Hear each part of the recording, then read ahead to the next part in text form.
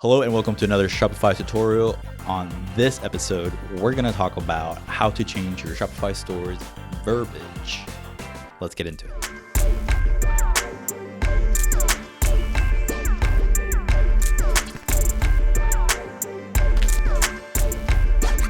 All right, so when I say verbiage, I'm talking about the copy, and it's certain copy within the store that you're not allowed to change when you go to online store. And then you hit that purple customize button. Sometimes the store doesn't let you change certain things. So we're going to go into actions and then edit languages. And in languages, you'll see a lot of different things from all over your store. And these are just the words or the verbiage or the copy that Shopify automatically uses for certain things.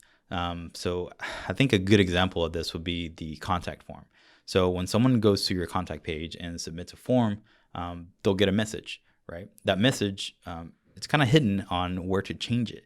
So you want to go here into the contact tab, and the very last one says post success. And that message goes, thanks for contacting us. We'll get back to you as soon as possible.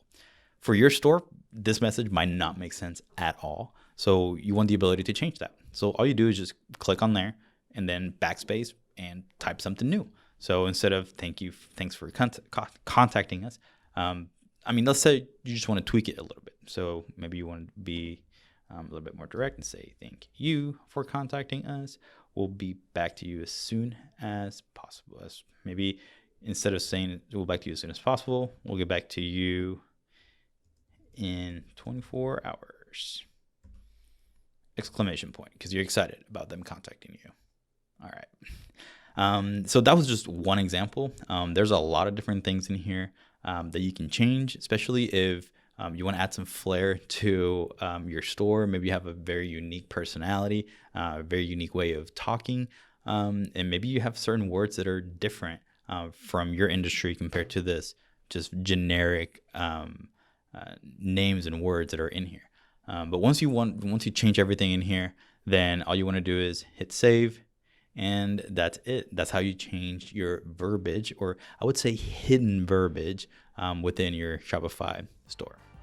Hey, if you enjoyed this episode or you want to learn more about this edit languages tab on Shopify, let me know in the comments down below what you want to learn next on Shopify.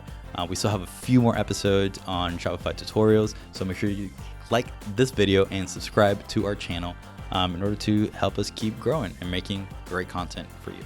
All right, we'll see you next time. Bye.